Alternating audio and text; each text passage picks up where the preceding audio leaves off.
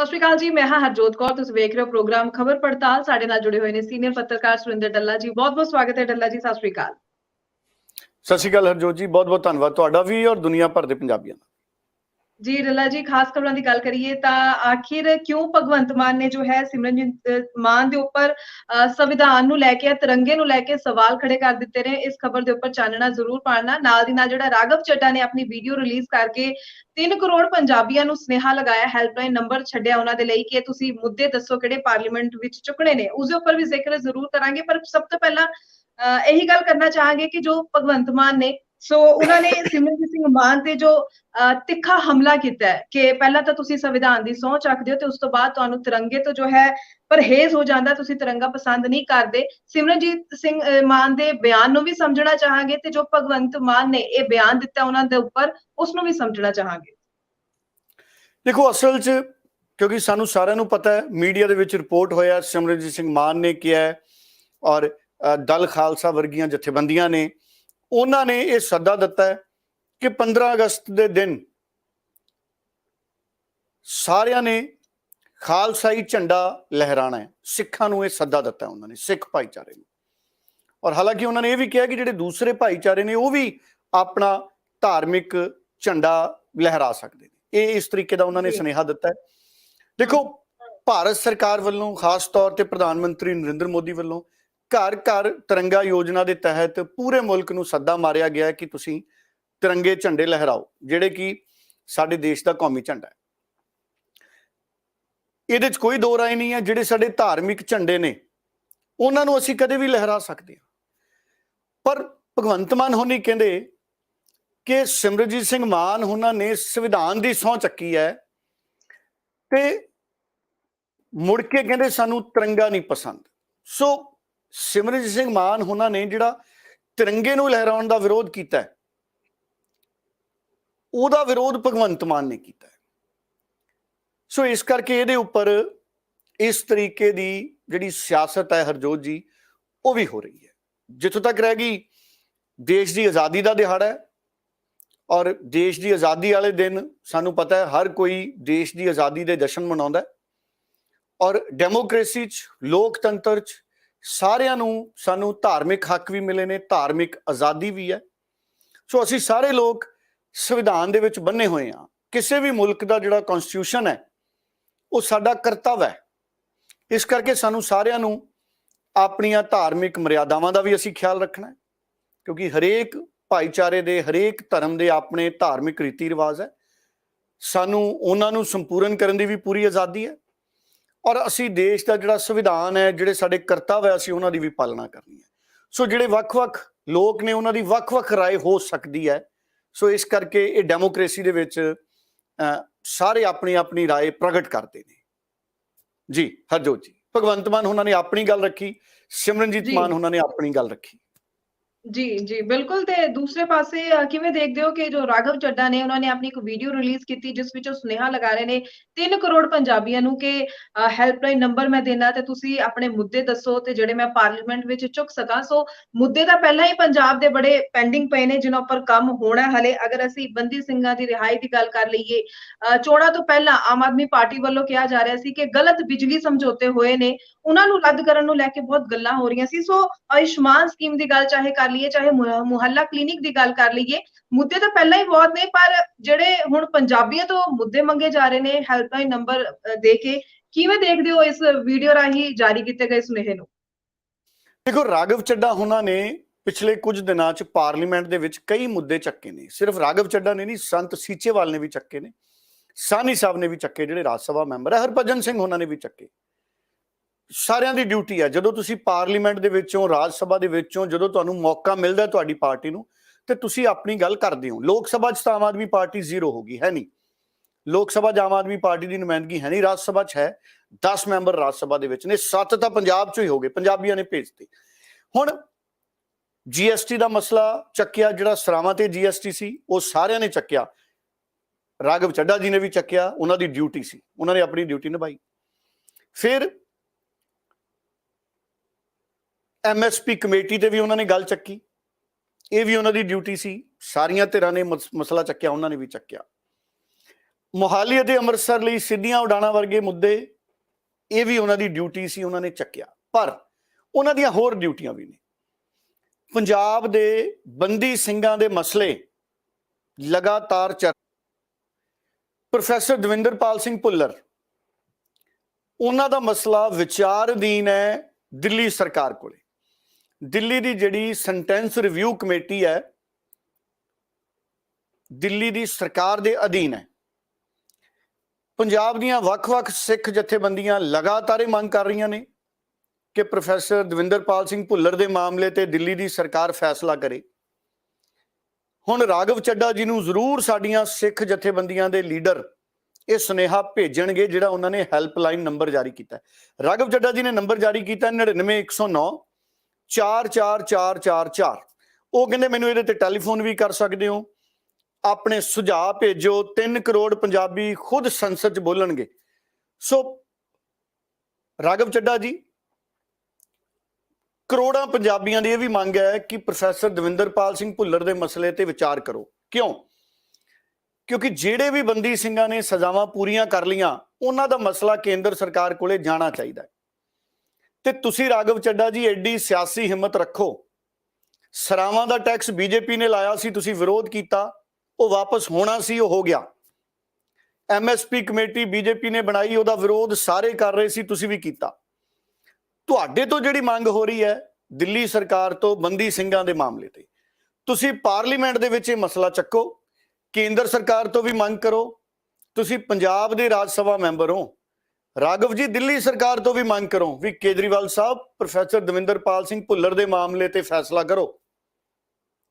ਇਹ ਤੁਹਾਡੀ ਡਿਊਟੀ ਹੈ। ਔਰ ਮੈਨੂੰ ਉਮੀਦ ਹੈ ਕਿ ਬਹੁਤ ਪੰਜਾਬੀ ਇਹ ਮੰਗ ਭੇਜਣਗੇ ਉਹਨਾਂ ਨੂੰ WhatsApp ਤੇ ਜਾਂ ਕਾਲ ਕਰਕੇ ਵੀ ਦੱਸਣਗੇ। ਫਿਰ ਤੁਸੀਂ ਮਸਲਾ ਚੱਕੋ ਪੰਜਾਬ ਦਾ। ਬਹਿਬਲ ਕਲਾਂ ਬਰਗਾੜੀ ਵਾਲੇ ਮਾਮਲੇ ਅੱਜ ਤੱਕ ਹੱਲ ਨਹੀਂ ਹੋਏ। ਆਮ ਆਦਮੀ ਪਾਰਟੀ ਦੇ ਮੁਖੀ ਕੇਜਰੀਵਾਲ ਸਾਹਿਬ ਚੋਣਾਂ ਤੋਂ ਪਹਿਲਾਂ ਕਹਿੰਦੇ ਸੀ ਸਾਡੀ ਸਰਕਾਰ ਬਣਾਓ, ਭਗਵੰਤ ਮਾਨ ਸਾਹਿਬ ਕਹਿੰਦੇ ਸੀ। ਹੁਣ ਤੁਸੀਂ ਰਾਜ ਸਭਾ ਦੇ ਮੈਂਬਰ ਹੋ, ਤੁਸੀਂ ਰਾਜ ਸਭਾ ਦੇ ਵਿੱਚ ਇਹ ਮੰਗ ਚੱਕੋ ਤਾਂ ਕਿ ਕੇਂਦਰ ਸਰਕਾਰ ਤੱਕ ਵੀ ਇਹ ਗੱਲ ਪਹੁੰਚੇ, ਪੂਰੀ ਦੁਨੀਆ ਤੱਕ ਪਹੁੰਚੇ ਕਿ ਪੰਜਾਬ ਦੀ ਸਰਕਾਰ ਇਹ ਮਸਲੇ ਕਦੋਂ ਗੰਭੀਰਤਾ ਦੇ ਨਾਲ ਹੱਲ ਕਰੇਗੀ। ਇਹ ਬੜਾ ਅਤੀ ਗੰਭੀਰ ਵਿਸ਼ਾ ਹੈ। ਫਿਰ ਰਾਘਵ ਚੱਡਾ ਜੀ, ਤੁਸੀਂ ਪਾਰਲੀਮੈਂਟ ਦੇ ਵਿੱਚ ਰਾਜ ਸਭਾ 'ਚ ਮੁੱਦਾ ਚੱਕੋ। ਆਮ ਆਦਮੀ ਪਾਰਟੀ ਦੀ ਸਰਕਾਰ ਚੋਣਾਂ ਤੋਂ ਪਹਿਲਾਂ ਕਹਿੰਦੀ ਸੀ ਅਕਾਲੀ ਦਲ ਕਾਂਗਰਸੀ ਮਿਲੇ ਹੋਏ, ਤੁਸੀਂ ਵੀ ਕਹਿੰਦੇ ਹੋ, ਮੈਂ ਵੀ ਕਹਿੰਦਾ ਸੀ, ਕਈ ਮਾਮਲਿਆਂ 'ਚ ਮਿਲੇ ਹੋਏ ਲੱਗਦੇ ਸੀ ਕੈਪਟਨ ਤੇ ਅਕਾਲੀ। ਇਹ ਮੰਗ ਚੱਕੋ ਰਾਘਵ ਚੱਡਾ ਜੀ ਪਾਰਲੀਮੈਂਟ ਦੇ ਵਿੱਚ ਕਿ ਜਿਹੜੇ ਪਿਛਲੀ ਸਰਕਾਰ ਨੇ ਬਿਜਲੀ ਸਮਝੌਤੇ ਕੀਤੇ ਸੀ ਉਹ ਰੱਦ ਕੀਤੇ ਜਾਣ, ਕਿਉਂਕਿ ਤੁਸੀਂ ਕਹਿੰਦੇ ਸੀ ਕਿ ਧੋਖਾ ਹੋਇਆ ਪੰਜਾਬੀਆਂ ਨਾਲ। ਤੁਸੀਂ ਕਹਿੰਦੇ ਸੀ ਇਹਦੇ ਤੇ ਵਾਈਟ ਪੇਪਰ ਆਉਣਾ ਚਾਹੀਦਾ ਹੈ। ਇਹ ਸਾਰੇ ਤੁਹਾਡੇ ਮੰਗ ਪੱਤਰ ਦਿੱਤੇ ਹੋਏ ਨੇ ਸਪੀਕਰ ਨੂੰ, ਤੇ ਹੁਣ ਤੁਹਾਡੀ ਸਰਕਾਰ ਚੁੱਪ ਕਿਉਂ ਹੈ? ਇਹ ਗੱਲ ਤੁਸੀਂ ਰਾਜ ਸਭਾ 'ਚ ਚੱਕ ਦਿਓ, ਪੰਜਾਬੀ ਤੁਹਾਨੂੰ ਸਲੂਟ ਕਰਨਗੇ ਕਿ ਰਾਜ ਸਭਾ ਦੇ ਵਿੱਚ ਰਾਘਵ ਚੱਡਾ ਜੀ ਨੇ ਪੰਜਾਬ ਦੇ ਬਿਜਲੀ ਸਮਝੌਤਿਆਂ ਤੇ ਵਾਈਟ ਪੇਪਰ ਜਾਰੀ ਕਰਨ ਦੀ ਮੰਗ ਕਰਤੀ ਔਰ ਆਪਣੀ ਸਰਕਾਰ ਨੂੰ ਸ਼ੀਸ਼ਾ ਦਿਖਾਤਾ। ਜਿਵੇਂ ਨਵਜੋਤ ਸਿੰਘ ਸਿੱਧੂ ਭਾਵੇਂ ਕਾਂਗਰਸ ਦਾ MLA ਸੀ, ਪਰ ਉਹਨੇ ਕੈਪਟਨ ਅਮਰਿੰਦਰ ਅੱਗੇ ਵੀ ਝੋਲੀ ਅੱਡੀ। ਉਹਨੇ ਲੜਾਈ ਲੜੀ ਕੈਪਟਨ ਅਮਰਿੰਦਰ ਦੇ ਨਾਲ ਵੀ ਕਿ ਬਰਗਾੜੀ ਤੇ ਬਹਿਬਲ ਕਲਾਂ ਦੇ ਇਨਸਾਫ ਦਿਓ। ਕੈਪਟਨ ਅਮਰਿੰਦਰ ਅੱਗੇ ਲੜਾਈ ਲੜੀ ਕਿ ਬਿਜਲੀ 3 ਰੁਪਏ ਸਸਤੀ ਕਰੋ। ਚਰਨਜੀਤ ਚੰਨੀ ਅੱਗੇ ਲੜਾਈ ਲੜੀ ਕਿ ਬਿਜਲੀ 3 ਰੁਪਏ ਸਸਤੀ ਕਰੋ। ਚਰਨਜੀਤ ਚੰਨੀ ਸਹਿਮਤ ਹੋਏ, ਵੱਡਾ ਮਸਲਾ ਚਰਨਜੀਤ ਚੰਨੀ ਹੱਲ ਕਰ ਗਏ। ਚਰਨਜੀਤ ਚੰਨੀ ਔਰ ਨਵਜੋਤ ਸਿੰਘ ਸਿੱਧੂ ਕਰਕੇ 3 ਰੁਪਏ ਬਿਜਲੀ ਦੀ ਸਬਸਿਡੀ ਆ ਰਹੀ ਹੈ, ਤੁਹਾਡੇ ਬਿੱਲਾਂ ਦੇ ਵਿੱਚ ਵੀ ਪੰਜਾਬ ਵਾਲਿਆਂ ਚੋਂ ਲੱਗ ਕੇ ਆ ਰਹੀ ਹੈ। ਸੋ ਇਸ ਕਰਕੇ ਚਰਨਜੀਤ ਚੰਨੀ ਦਾ ਮੈਂ ਹਮੇਸ਼ਾ ਉਸ ਫੈਸਲੇ ਲਈ ਧੰਨਵਾਦੀ ਹਾਂ, ਚਰਨਜੀਤ ਚੰਨੀ ਔਰ ਨਵਜੋਤ ਸਿੰਘ ਸਿੱਧੂ ਦਾ, ਕਿ ਉਹਨਾਂ ਨੇ 3 ਰੁਪਏ ਦੀ ਸਬਸਿਡੀ ਦਵਾਈ। ਉਹ ਸਭ ਨੂੰ ਮਿਲਦੀ ਹੈ 3 ਰੁਪਏ ਦੀ ਸਬਸਿਡੀ, ਮੁਫਤ ਬਿਜਲੀ ਸ਼ਰਤਾਂ ਨਾਲ ਮਿਲਣੀ ਹੈ। ਸੋ ਚੱਡਾ ਸਾਹਿਬ ਪਾਰਲੀਮੈਂਟ ਦੇ ਵਿੱਚ ਰਾਜ ਸਭਾ ਦੇ ਵਿੱਚ ਇਹ ਮੰਗ ਕਰੋ ਕਿ ਜਿਵੇਂ ਆਮ ਆਦਮੀ ਪਾਰਟੀ ਦੇ ਲੀਡਰ ਕਹਿੰਦੇ ਸੀ ਕਿ ਸਾਰਿਆਂ ਨੂੰ ਯੂਨਿਟ ਮੁਫਤ ਮਿਲਣਗੇ, ਤੇ ਜੇ 300 ਤੋਂ ਵੱਧ ਬਿੱਲ ਆਊਗਾ ਤੇ ਸਿਰਫ ਵੱਧ ਦਾ ਬਿੱਲ ਦੇਣਾ ਪਊਗਾ। ਇਹ ਤੁਹਾਡੇ ਲੀਡਰਾਂ ਦੇ ਬਿਆਨ ਸੀ। ਇਹ ਤੁਸੀਂ ਰਾਜ ਸਭਾ ਦੇ ਵਿੱਚ ਚੱਕੋ ਤਾਂ ਕਿ ਪੰਜਾਬ ਦੇ ਲੋਕ ਤੁਹਾਡੇ ਤੇ ਮਾਣ ਮਹਿਸੂਸ ਕਰਨ। ਉਂਝ ਪਿਛਲੇ ਦਿਨਾਂ 'ਚ ਜਿਹੜੀ ਤੁਹਾਡੀ ਰਾਜ ਸਭਾ ਦੇ ਵਿੱਚ ਭੂਮਿਕਾ ਹੈ, ਤੁਹਾਡੀ ਸੀਚੇਵਾਲ ਸਾਹਿਬ ਦੀ, ਸਾਨੀ ਸਾਹਿਬ ਦੀ, ਹਰਭਜਨ ਸਿੰਘ ਦੀ, ਉਹਦੇ ਲਈ ਤੁਹਾਡਾ ਧੰਨਵਾਦ ਕਿ ਤੁਸੀਂ ਉਹ ਸਾਰੇ ਮਸਲੇ ਪਾਰਲੀਮੈਂਟ ਦੇ ਵਿੱਚ ਚੱਕੇ ਜਿਹੜੇ ਬੀਜੇਪੀ ਵੱਲੋਂ ਕੁਝ ਫੈਸਲੇ ਲਏ ਗਏ ਸੀ ਤੇ ਤੁਸੀਂ ਉਹਨਾਂ ਦਾ ਵਿਰੋਧ ਕੀਤਾ। ਪਰ ਡੈਮੋਕ੍ਰੇਸੀ 'ਚ ਰਾਜ ਸਭਾ ਦੇ ਵਿੱਚ, ਰਾਜ ਸਭਾ ਵੀ ਸਾਡਾ ਇੱਕ ਮੰਦਰ ਹੈ, ਉੱਥੇ ਤੁਸੀਂ ਪੰਜਾਬ ਦੇ ਸੱਚੇ ਨੁਮਾਇੰਦੇ ਬਣ ਕੇ ਜਿਹੜੇ ਤੁਹਾਡੀ ਪਾਰਟੀ ਨੇ ਲਾਰੇ ਲਾਏ ਸੀ ਉਹ ਮੰਗਾਂ ਚੱਕ ਦਿਓ ਤੇ ਤੁਹਾਡੇ ਕਾਇਲ ਹੋ ਜਾਣਗੇ ਪੰਜਾਬੀ। ਸੋ ਬਹੁਤ ਸਾਰੇ ਮਸਲੇ ਹੋਰ ਵੀ ਨੇ, ਬੰਦੀ ਸਿੰਘਾਂ ਦੇ ਮਸਲੇ ਨੇ, ਸਾਨੂੰ ਪਤਾ ਜੀ ਸਿੱਖ ਭਾਈਚਾਰੇ ਨਾਲ ਜੁੜੇ ਕਈ ਪੰਥਕ ਮਸਲੇ ਨੇ, ਬਰਗਾੜੀ ਬਾਈਬਲ ਕਲਾਂ ਦੇ ਮਸਲੇ ਨੇ। ਮੈਂ ਫਿਰ ਰਿਮਾਈਂਡ ਕਰਾਦਾ ਇੱਕ ਵਾਰੀ, ਫਿਰ ਤੁਸੀਂ ਕਹਿੰਦੇ ਸੀ ਕਿ ਮੁਹੱਲਾ ਕਲੀਨਿਕ ਹਰ ਪਿੰਡ ਪਿੰਡ ਬਣਨਗੇ, ਹੁਣ ਗੱਲ 75 ਤੱਕ ਨਾ ਸੀਮਿਤ ਰਹਿ ਜੇ। ਬਿਲਕੁਲ ਫਿਰ ਰਾਘਵ ਚੱਡਾ ਜੀ ਇਹ ਵੀ ਤੁਹਾਨੂੰ ਸੁਨੇਹਾ ਦੇ ਦਈਏ ਕਿ ਤੁਸੀਂ ਬੋਲੇ ਸਰਾਵਾਂ ਤੇ ਬੀਜੇਪੀ ਨੇ ਟੈਕਸ ਲਾਇਆ, ਬੜਾ ਚੰਗਾ ਲੱਗਿਆ ਕਿ ਤੁਸੀਂ ਵਿਰੋਧ ਕੀਤਾ ਵੀ ਟੈਕਸ ਕਿਉਂ ਲਾਇਆ ਸਰਾਵਾਂ ਤੇ, ਪਰ ਪੰਜਾਬ ਵਾਲੀ ਸਰਕਾਰ ਨੇ ਨਾ ਪੀਜੀਆਈ ਦਾ ਪੈਸਾ ਦਿੱਤਾ ਵਕਤ ਰਹਿੰਦੇ, ਨਾ ਪ੍ਰਾਈਵੇਟ ਹਸਪਤਾਲਾਂ ਨੂੰ ਪੈਸਾ ਦਿੱਤਾ। ਗਰੀਬ ਲੋਕਾਂ ਨੂੰ ਜਿਹੜੀ ਕੇਂਦਰ ਸਰਕਾਰ ਔਰ ਸੂਬੇ ਦੀ ਸਕੀਮ ਹੈ ਆਯੁਸ਼ਮਾਨ, ਉਹਦੇ ਤਹਿਤ ਹਸਪਤਾਲਾਂ 'ਚ ਇਲਾਜ ਨਹੀਂ ਮਿਲ ਰਿਹਾ। ਇਹ ਮੁੱਦਾ ਚੱਕੋ ਰਾਘਵ ਚੱਡਾ ਜੀ ਰਾਜ ਸਭਾ ਦੇ ਵਿੱਚ ਕਿ ਪੰਜਾਬ ਦੀ ਸਰਕਾਰ ਬਣਦਾ ਬਕਾਇਆ ਦਵੇ। ਤੁਹਾਡੇ ਬਹੁਤ ਧੰਨਵਾਦੀ ਹੋਵਾਂਗੇ। 99 109 44444 ਇਹ ਨੰਬਰ ਹੈ, ਰਾਘਵ ਚੱਡਾ ਜੀ ਨੇ ਜਾਰੀ ਕੀਤਾ, ਕਹਿੰਦੇ ਸੁਝਾਅ ਦਿਓ। ਸੋ ਮੈਂ ਤੁਹਾਨੂੰ ਆਪਣੇ ਸੁਝਾਅ ਦੇਤੇ ਰਾਘਵ ਚੱਡਾ ਜੀ, ਬਾਕੀ ਦੇਖਦੇ ਹਾਂ ਤੁਸੀਂ ਇਹਨਾਂ ਦੇ ਵਿੱਚੋਂ ਕਿਹੜਾ ਮੁੱਦਾ ਅੱਗੇ ਲੈ ਕੇ ਜਾਂਦੇ। ਬਿਲਕੁਲ ਸਹੀ ਕਿਹਾ ਤੁਸੀਂ, ਕਿਉਂਕਿ ਬਹੁਤ ਸਾਰੇ ਮੁੱਦੇ ਨੇ ਜਿਹੜੇ ਕਿ ਚੁੱਕਣੇ ਬਣਦੇ ਨੇ ਔਰ ਜਿਨ੍ਹਾਂ ਤੇ ਕੰਮ ਹੋਣਾ ਹਲੇ ਬਹੁਤ ਪੈਂਡਿੰਗ ਪਿਆ। ਸੋ ਦੇਖਦੇ ਆ ਕਿਹੜੇ-ਕਿਹੜੇ ਮੁੱਦਿਆਂ ਨੂੰ ਜੋ ਹੈ ਰਾਘਵ ਚੱਡਾ ਪਹੁੰਚਾਉਂਦੇ ਨੇ ਪਾਰਲੀਮੈਂਟ ਵਿੱਚ ਔਰ ਉਹਨਾਂ ਮੁੱਦਿਆਂ ਦਾ ਕੀ ਹੱਲ ਹੁੰਦਾ ਉਹ ਵੀ ਦੇਖਾਂਗੇ ਜ਼ਰੂਰ। ਅਗਲੀ ਖਬਰ ਵੱਲ ਗੱਲ ਕਰੀਏ ਤਾਂ ਲਗਾਤਾਰ ਜੋ ਮਨਪ੍ਰੀਤ ਇਆਲੀ ਨੇ ਉਹਨਾਂ ਦੇ ਬਗਾਵਤੀ ਸੁਰ ਸੁਣਨ ਨੂੰ ਜ਼ਰੂਰ ਮਿਲ ਰਹੇ ਨੇ। ਤਾਂ ਡੱਲਾ ਜੀ ਕੀ ਲੱਗਦਾ ਹੈ ਕਿ ਮਨਪ੍ਰੀਤ ਇਆਲੀ ਕੋਈ ਵੱਡਾ ਸਿਆਸੀ ਧਮਾਕਾ ਕਰ ਸਕਦੇ ਨੇ ਆਉਣ ਵਾਲੇ ਕੁਝ ਦਿਨਾਂ ਵਿੱਚ? ਦੇਖੋ, ਮਨਪ੍ਰੀਤ ਇਆਲੀ ਉਹ ਲੀਡਰ ਨੇ ਜਿਨ੍ਹਾਂ ਨੇ ਇੱਕ ਲੋਕ ਪੱਖੀ ਰਾਹ ਚੁਣ ਲਿਆ। ਉਹ ਕਹਿੰਦੇ ਮੇਰੀ ਪਾਰਟੀ ਨਾਰਾਜ਼ ਹੁੰਦੀ ਹੈ ਤੇ ਹੋਵੇ, ਮੈਂ ਲੋਕਾਂ ਦੇ ਨਾਲ ਖੜਾ। ਉਹ ਆਪਣੇ ਹਲਕੇ ਦੇ ਲੋਕਾਂ ਦੀ ਸੋਚ ਨਾਲ, ਆਪਣੇ ਹਲਕੇ ਦੇ ਲੋਕਾਂ ਦੇ ਸੁਝਾਵਾਂ ਨਾਲ ਹਰਜੋਤ ਜੀ ਸਿਆਸਤ ਦੇ ਵਿੱਚ ਅੱਗੇ ਵਧ ਰਹੇ ਨੇ। ਔਰ ਮੈਂ ਦੇਖਿਆ ਮਨਪ੍ਰੀਤ ਇਆਲੀ ਉਹਨਾਂ ਨੇ ਜਿਹੜੀ ਫੇਸਬੁੱਕ ਤੇ ਇੱਕ ਵੀਡੀਓ ਪਾਈ ਹੈ, ਮਨਪ੍ਰੀਤ ਇਆਲੀ ਕਹਿੰਦੇ ਵੀ ਮੈਂ 3 ਵਾਰ ਐਮਐਲਏ ਬਣ ਗਿਆ ਤੇ ਮੇਰੇ 'ਚ ਬਹੁਤ ਸਾਰੀਆਂ ਤਬਦੀਲੀਆਂ ਆਈਆਂ। ਮੈਂ ਉਹਨਾਂ ਦੀ ਗੱਲ ਤੋਂ ਬੜਾ ਸੰਤੁਸ਼ਟ ਹੋਇਆ। ਉਹ ਕਹਿੰਦੇ ਜਦੋਂ ਅਸੀਂ ਨਵੇਂ ਐਮਐਲਏ ਬਣਦੇ ਹਾਂ ਉਦੋਂ ਬਹੁਤ ਸਾਰੀਆਂ ਗਲਤੀਆਂ ਹੋ ਜਾਂਦੀਆਂ ਨੇ ਕਿਸੇ ਨਾ ਕਿਸੇ ਕਾਰਨ, ਕੋਈ ਪ੍ਰੈਸ਼ਰ ਹੈ, ਕੋਈ ਨਾ ਸਮਝੀ ਹੈ, ਕੋਈ ਨਾ ਕੋਈ।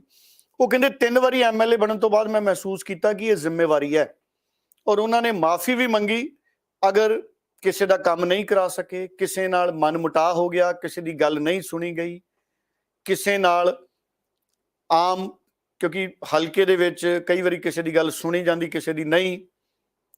ਉਹਨਾਂ ਨੇ ਸਵੀਕਾਰ ਕੀਤਾ ਵੀ ਕੋਈ ਗਲਤੀ ਵੀ ਹੋ ਗਈ ਹੋਣੀ ਹੈ, ਮੈਂ ਉਹਦੇ ਲਈ ਵੀ ਮਾਫੀ ਚਾਹੁੰਦਾ। ਪਰ ਉਹ ਕਹਿੰਦੇ ਵੀ ਮੈਂ ਇਸੇ ਕਰਕੇ ਬੀਜੇਪੀ ਨੂੰ ਵੋਟ ਨਹੀਂ ਪਾਈ ਰਾਸ਼ਟਰਪਤੀ ਦੀ ਚੋਣ 'ਚ, ਕਿਉਂਕਿ ਅਕਾਲੀ ਦਲ ਨੇ ਜਿਹੜਾ ਫੈਸਲਾ ਕੀਤਾ ਉਹ ਮੈਨੂੰ ਪਸੰਦ ਨਹੀਂ ਸੀ, ਨਾ ਮੇਰੇ ਤੋਂ ਪੁੱਛਿਆ ਗਿਆ। ਉਹ ਕਹਿੰਦੇ ਅਕਾਲੀ ਦਲ ਨੂੰ ਆਪਣਾ ਚਿਹਰਾ ਮੋਹਰਾ ਬਦਲਣ ਦੀ ਲੋੜ ਹੈ। ਜਿਹੜੀ ਝੁੰਦਾ ਕਮੇਟੀ ਦੀਆਂ ਸਿਫਾਰਿਸ਼ਾਂ ਸੀ ਉਹਦੇ ਮੁਤਾਬਕ ਸਾਨੂੰ ਫੈਸਲੇ ਲੈਣੇ ਪੈਣਗੇ। ਔਰ ਮੈਂ ਸੁਖਬੀਰ ਬਾਦਲ ਉਹਨਾਂ ਨੂੰ, ਪ੍ਰਧਾਨ ਸਾਹਿਬ ਨੂੰ ਮਿਲਿਆ, ਉਹ ਕਹਿੰਦੇ, ਤੇ ਮੈਂ ਆਪਣੀ ਗੱਲ ਕਈ ਵਾਰੀ ਰੱਖੀ ਹੈ ਔਰ ਉਹ ਚਾਹੁੰਦੇ ਨੇ ਕਿ ਉਹਨਾਂ ਦੀ ਗੱਲ ਤੇ ਗੌਰ ਕੀਤਾ ਜਾਵੇ ਔਰ ਕਈ ਬਦਲਾਅ ਨੇ ਪਾਰਟੀ 'ਚ ਕੀਤੇ ਜਾਣ। ਦੇਖੋ, 3 ਮੈਂਬਰ ਨੇ ਅਕਾਲੀ ਦਲ ਦੇ ਵਿਧਾਨ ਸਭਾ ਦੇ ਵਿੱਚ, ਉਹਨਾਂ ਦੇ ਵਿੱਚੋਂ ਇੱਕ ਸਾਬਕਾ ਵਿਧਾਇਕ ਨੇ ਬਿਕਰਮ ਸਿੰਘ ਮਜੀਠੀਆ, ਉਹਨਾਂ ਦੀ ਧਰਮ ਪਤਨੀ ਹੈ ਬੀਬੀ ਗਨੀਵ ਕੌਰ ਮਜੀਠੀਆ। ਇੱਕ ਅਕਾਲੀ ਦਲ ਦੇ ਹੋਰ ਵਿਧਾਇਕ ਨੇ। ਹੁਣ 3 ਵਿਧਾਇਕ ਨੇ ਅਕਾਲੀ ਦਲ ਦੇ ਔਰ ਲੀਡਰ ਨੇ ਵਿਧਾਇਕ ਦਲ ਦੇ ਮਨਪ੍ਰੀਤ ਇਆਲੀ। ਸੁਖਬੀਰ ਬਾਦਲ ਨੇ ਢਾਂਚਾ ਭੰਗ ਕਰਤਾ ਪਾਰਟੀ ਦਾ। ਹੁਣ ਅਕਾਲੀ ਦਲ ਦੀ ਪਾਰਟੀ ਦਾ ਢਾਂਚਾ ਤਾਂ ਨਵਾਂ ਬਣੂਗਾ। ਮੀਟਿੰਗਾਂ ਲਗਾਤਾਰ ਮਨਪ੍ਰੀਤ ਇਆਲੀ ਤੇ ਸੁਖਬੀਰ ਬਾਦਲ ਦੀਆਂ ਹੋਈਆਂ ਨੇ। 1-2 ਦਿਨ ਪਹਿਲਾਂ ਸੁਖਬੀਰ ਬਾਦਲ ਦੇ ਪ੍ਰੋਗਰਾਮ ਹੋਏ ਪੰਜਾਬ ਖੇਤੀਬਾੜੀ ਯੂਨੀਵਰਸਿਟੀ ਦੇ ਵਿੱਚ। ਜਿਹੜੇ ਬੇਰੁਜ਼ਗਾਰ ਸਾਡੇ ਨੌਜਵਾਨ ਨੇ ਉਹ ਪ੍ਰੋਟੈਸਟ ਕਰ ਰਹੇ ਨੇ। ਹਰਜੋਤ ਜੀ, ਬੇਰੁਜ਼ਗਾਰ ਨੌਜਵਾਨ ਪ੍ਰੋਟੈਸਟ ਕਰ ਰਹੇ ਨੇ ਤੇ ਸੁਖਬੀਰ ਬਾਦਲ ਉਹਨਾਂ ਨੂੰ ਮਿਲ ਕੇ ਗਏ, ਮਨਪ੍ਰੀਤ ਇਆਲੀ ਨਹੀਂ ਆਏ। ਇਹ ਵੀ ਇੱਕ ਵੱਡਾ ਸਵਾਲ ਹੈ ਕਿ ਮਨਪ੍ਰੀਤ ਇਆਲੀ ਉੱਥੇ ਕਿਉਂ ਨਹੀਂ ਆਏ। ਇਹਦਾ ਮਤਲਬ ਹੈ ਕਿ ਨੀਤੀਗਤ ਵਿਰੋਧ ਔਰ ਵਿਚਾਰਾਂ ਦਾ ਵਿਰੋਧ ਕਿਤੇ ਨਾ ਕਿਤੇ ਹੈ, ਦੂਰੀਆਂ ਹੈ। ਹੁਣ ਅਕਾਲੀ ਦਲ 'ਚ ਮਨਪ੍ਰੀਤ ਬਾਦਲ ਕੀ ਸੁਖਬੀਰ ਬਾਦਲ ਨਾਲ ਆਪਣਾ ਮਨਮੁਟਾਓ ਖਤਮ ਕਰਨਗੇ ਆਉਂਦੇ ਦਿਨਾਂ ਦੇ ਵਿੱਚ, ਜਾਂ ਉਹਨਾਂ ਦਾ ਮਤਭੇਦ ਮੁੱਦਿਆਂ ਤੇ ਉਸੇ ਤਰ੍ਹਾਂ ਬਣਿਆ ਰਹੇਗਾ? ਇਹਦੇ ਉੱਪਰ ਅਕਾਲੀ ਪੋਲਿਟਿਕਸ ਦਾ ਕਾਫੀ ਕੁਝ ਹਰਜੋਤ ਜੀ ਨਿਰਭਰ ਕਰਦਾ ਹੈ। ਔਰ ਇਹ ਬੜੀ ਦਿਲਚਸਪ ਗੱਲ ਰਹੂਗੀ ਆਉਣ ਵਾਲੇ ਦਿਨਾਂ 'ਚ ਵੇਖਣ ਵਾਲੀ ਕਿ ਕੀ ਅਕਾਲੀ ਦਲ ਮਨਪ੍ਰੀਤ ਇਆਲੀ ਤੇ ਕਿਸੇ ਤਰ੍ਹਾਂ ਦੀ ਕੋਈ ਕਾਰਵਾਈ ਕਰ ਸਕਦਾ ਹੈ ਕਿ ਅਕਾਲੀ ਦਲ ਦੇ ਫੈਸਲੇ ਦੇ ਉਲਟ ਮਨਪ੍ਰੀਤ ਇਆਲੀ ਉਹਨਾਂ ਨੇ ਵੋਟ ਹੀ ਨਹੀਂ ਪਾਈ ਬੀਬੀ ਮੁਰਮੂ ਨੂੰ, ਜਦਕਿ ਸੁਖਬੀਰ ਬਾਦਲ, ਪ੍ਰੋਫੈਸਰ ਪ੍ਰੇਮ ਸਿੰਘ ਚੰਦੂਮਾਜਰਾ, ਬਲਵਿੰਦਰ ਸਿੰਘ ਭੁੰਦੜ, ਇਹ ਸਾਰੇ ਲੋਕ ਬੀਬੀ ਮੁਰਮੂ ਨੂੰ ਚੰਡੀਗੜ੍ਹ ਦੇ ਵਿੱਚ ਮਿਲਣ ਗਏ ਸੀ, ਜਿਹੜੇ ਸਾਡੇ ਮਾਨਯੋਗ ਰਾਸ਼ਟਰਪਤੀ ਹੈ। ਚੋਣ ਤੋਂ ਪਹਿਲਾਂ ਉਹਨਾਂ ਨੂੰ ਮਿਲ ਕੇ ਆਏ ਸੀ ਔਰ ਉਹਨਾਂ ਨੂੰ ਸਮਰਥਨ ਦੇ ਕੇ ਆਏ ਸੀ ਕਿ ਅਸੀਂ 2 MP, ਸੁਖਬੀਰ ਬਾਦਲ ਤੇ ਹਰਸਿਮਰਤ ਕੌਰ ਬਾਦਲ 2 ਵੋਟਾਂ, ਰਾਜ ਸਭਾ ਮੈਂਬਰ ਕੋਈ ਰਿਹਾ ਨਹੀਂ ਅਕਾਲੀ ਦਲ ਦਾ, ਤੇ 3 ਵਿਧਾਇਕ ਅਸੀਂ 5 ਵੋਟਾਂ ਤੁਹਾਨੂੰ ਪਾਵਾਂਗੇ। ਤੇ ਉਹ 'ਚ ਮਨਪ੍ਰੀਤ ਇਆਲੀ ਨੇ ਵੋਟ ਨਹੀਂ ਪਾਈ, ਬਾਕੀ 2 ਵੋਟਾਂ ਅਕਾਲੀ ਦਲ ਦੀਆਂ ਪਈਆਂ ਹੋਣਗੀਆਂ, ਇਹ ਮੰਨ ਕੇ ਚੱਲਦੇ ਆ। ਕੀ ਅਕਾਲੀ ਦਲ ਕੋਈ ਕਾਰਵਾਈ ਤਾਂ ਨਹੀਂ ਕਰੂਗਾ ਮਨਪ੍ਰੀਤ ਇਆਲੀ ਤੇ? ਪਰ ਕੀ ਅਕਾਲੀ ਦਲ ਮਨਪ੍ਰੀਤ ਇਆਲੀ ਤੇ ਕੋਈ ਕਾਰਵਾਈ ਕਰਨ ਦੀ ਸਥਿਤੀ 'ਚ ਹੈ? ਇਹ ਵੀ ਇੱਕ ਸਵਾਲ ਬਹੁਤ ਵੱਡਾ ਹੈ। ਮੈਨੂੰ ਲੱਗਦਾ ਹੈ ਸਥਿਤੀ 'ਚ ਨਹੀਂ ਹੈ। ਕੀ ਸੁਖਬੀਰ ਬਾਦਲ ਜਿਹੜਾ ਨਵਾਂ ਢਾਂਚਾ ਐਲਾਨਣਗੇ, ਕੀ ਉਹਦੇ ਵਿੱਚ ਮਨਪ੍ਰੀਤ ਇਆਲੀ ਨੂੰ ਕੋਈ ਨਵੀਂ ਵੱਡੀ ਜ਼ਿੰਮੇਵਾਰੀ ਦਿੱਤੀ ਜਾਊਗੀ, ਜਾਂ ਮਨਪ੍ਰੀਤ ਇਆਲੀ ਨੂੰ ਨਵੇਂ ਢਾਂਚੇ 'ਚ ਕੋਈ ਜ਼ਿੰਮੇਵਾਰੀ ਨਹੀਂ ਦਿੱਤੀ ਜਾਊਗੀ? ਇਹ 2-3 ਸਵਾਲ ਨੇ ਜਿਹੜੇ ਇਹਨਾਂ ਦੇ ਉੱਪਰ ਅਕਾਲੀ ਪੋਲਿਟਿਕਸ ਬਹੁਤ ਸੰਜੀਦਗੀ ਦੇ ਨਾਲ ਖੜੀ ਹੈ। ਮਨਪ੍ਰੀਤ ਇਆਲੀ ਸੁਖਬੀਰ ਬਾਦਲ ਦੇ ਬਹੁਤ ਭਰੋਸੇ ਵਾਲੇ ਲੀਡਰਾਂ ਦੇ ਵਿੱਚੋਂ ਸੀ। ਮਨਪ੍ਰੀਤ ਇਆਲੀ ਨੂੰ ਜਦੋਂ ਟਿਕਟ ਦਿੱਤੀ ਜਾਂਦੀ ਸੀ, ਹਾਲਾਂਕਿ ਅਕਾਲੀ ਦਲ ਦੇ ਵਿੱਚ ਹੀ 1-2 ਲੀਡਰ ਸੀ ਜਿਹੜੇ ਮਨਪ੍ਰੀਤ ਇਆਲੀ ਦੇ ਵਿਰੋਧੀ ਵੀ ਰਹੇ ਨੇ, ਔਰ ਸ਼ੁਰੂ 'ਚ ਜਦੋਂ ਟਿਕਟ ਦਿੱਤੀ ਗਈ ਉਦੋਂ ਉਹਨਾਂ ਨੇ ਵਿਰੋਧ ਵੀ ਕੀਤਾ, ਪਰ ਮਨਪ੍ਰੀਤ ਇਆਲੀ ਨੂੰ ਸੁਖਬੀਰ ਬਾਦਲ ਨੇ ਪਾਰਲੀਮੈਂਟ ਦੀ ਚੋਣ ਵੀ ਲੜਾਈ, ਉਹ ਨਹੀਂ ਜਿੱਤੇ, ਗੱਲ ਵੱਖਰੀ ਹੈ। ਬਹੁਤ ਭਰੋਸਾ ਸੀ ਸੁਖਬੀਰ ਬਾਦਲ ਨੂੰ ਮਨਪ੍ਰੀਤ ਇਆਲੀ ਤੇ। ਮਨਪ੍ਰੀਤ ਇਆਲੀ ਕਹਿੰਦੇ ਮੈਨੂੰ ਸਾਰਿਆਂ ਤੇ ਭਰੋਸਾ ਹੈ, ਪਰ ਮੈਂ ਲੋਕਾਂ ਦੀ ਰਾਏ ਮੁਤਾਬਕ ਅੱਗੇ ਵਧ ਰਿਹਾ। ਲੋਕ ਚਾਹੁੰਦੇ ਨੇ ਕਿ ਅਕਾਲੀ ਦਲ ਨੇ ਜਿਹੜੀਆਂ ਗਲਤੀਆਂ ਕੀਤੀਆਂ ਸੀ ਸੁਧਾਰੀਏ। ਸੋ ਸਵਾਲ ਹੁਣ ਗਲਤੀਆਂ ਦੇ ਅਹਿਸਾਸ ਦਾ। ਮਨਪ੍ਰੀਤ ਇਆਲੀ ਕਹਿੰਦੇ ਮੈਨੂੰ ਬਹੁਤ ਸਾਰੀਆਂ ਚੀਜ਼ਾਂ ਦਾ ਅਹਿਸਾਸ ਹੋਇਆ, ਮੈਂ ਲੋਕਾਂ ਤੋਂ ਸੁਣਿਆ ਤੇ ਮੈਂ ਉੱਥੇ ਖੜ ਗਿਆ, ਤੇ ਪਾਰਟੀ ਵੀ ਲੋਕਾਂ ਦੇ ਹਿਸਾਬ ਨਾਲ ਚੱਲੇ, ਜਿਹੜੀਆਂ ਗਲਤੀਆਂ ਹੋਈਆਂ ਉਹਨਾਂ ਨੂੰ ਸੁਧਾਰੇ। ਸੋ ਇਸ ਕਰਕੇ ਮਨਪ੍ਰੀਤ ਇਆਲੀ ਦਾ ਸਟੈਂਡ ਬੜਾ ਸਖਤ ਹੈ, ਜਿਹਦੇ ਨਾਲ ਅਕਾਲੀ ਦਲ ਦੇ ਵਿੱਚ ਕਾਫੀ ਅੰਦਰੂਨੀ ਤੌਰ ਤੇ ਚਿੰਤਾ ਵਾਲਾ ਮਾਹੌਲ ਬਣਿਆ ਹੋਇਆ ਹੈ। ਅਕਾਲੀ ਦਲ ਨੂੰ ਇਹ ਡਰ ਵੀ ਹੈ ਕਿਤੇ ਅਗਰ ਅਸੀਂ ਮਨਪ੍ਰੀਤ ਇਆਲੀ ਤੇ ਕੋਈ ਕਾਰਵਾਈ ਕਰਨ ਦੀ ਕੋਸ਼ਿਸ਼ ਕੀਤੀ ਤੇ ਕਿਤੇ ਮਨਪ੍ਰੀਤ ਇਆਲੀ ਪੂਰੀ ਤਰ੍ਹਾਂ ਨਾਲ ਬਾਗੀ ਨਾ ਹੋ ਜਾਣ। ਹਾਲੇ ਤਾਂ ਉਹ ਪਾਰਟੀ ਦੇ ਲੀਡਰਾਂ ਦੇ ਨਾਲ ਮਿਲਦੇ ਨੇ, ਮੀਟਿੰਗਾਂ ਕਰਦੇ ਨੇ। ਜੀ। ਸੋ ਇਸ ਕਰਕੇ ਸੁਖਬੀਰ ਬਾਦਲ ਬਹੁਤ ਬੋਚ ਕੇ ਚੱਲ ਰਹੇ ਨੇ, ਜਿਵੇਂ ਅਸੀਂ ਪਾਣੀ ਲੱਗਿਆ ਹੋਵੇ ਤੇ ਵੱਟ ਤੇ ਬੋਚ ਕੇ ਚੱਲਦੇ ਹਾਂ ਵੀ ਕਿਤੇ ਡਿੱਗ ਹੀ ਨਾ ਜਾਈਏ ਖਾਲ 'ਚ। ਸੋ ਸੁਖਬੀਰ ਬਾਦਲ ਵੀ ਬਹੁਤ ਬੋਚ ਕੇ ਚੱਲ ਰਹੇ ਨੇ। ਹੁਣ ਮਨਪ੍ਰੀਤ ਇਆਲੀ ਇੱਕ ਸਧਾਰਨ ਆਦਮੀ ਦੀ ਤਰ੍ਹਾਂ, ਆਮ ਆਦਮੀ ਦੀ ਤਰ੍ਹਾਂ, ਲੋਕਾਂ 'ਚ ਵਿਚਰਨ ਵਾਲੇ ਆਦਮੀ ਦੀ ਤਰ੍ਹਾਂ, ਹਲਕੇ 'ਚ ਹਰਮਨ ਪਿਆਰੇ ਲੀਡਰ ਦੀ ਤਰ੍ਹਾਂ ਵਿਚਰ ਰਹੇ ਨੇ। ਉਂਝ ਮਨਪ੍ਰੀਤ ਇਆਲੀ ਉਹਨਾਂ ਨੇ ਪਾਰਕ ਬਹੁਤ ਬਣਾਏ ਸੀ ਔਰ ਉਹਨਾਂ ਨੂੰ ਪਾਰਕਾਂ ਦਾ ਲੀਡਰ ਵੀ ਕਿਹਾ ਜਾਂਦਾ ਹੈ। ਔਰ ਸ਼ੁਰੂ 'ਚ ਇਹ ਵੀ ਗੱਲਾਂ ਬਹੁਤ ਹੋਈਆਂ ਕਿ ਮਨਪ੍ਰੀਤ ਇਆਲੀ ਔਰ ਬਿਕਰਮ ਸਿੰਘ ਮਜੀਠੀਆ ਦੀ ਦੋਸਤੀ ਬਹੁਤ ਚੰਗੀ ਹੈ।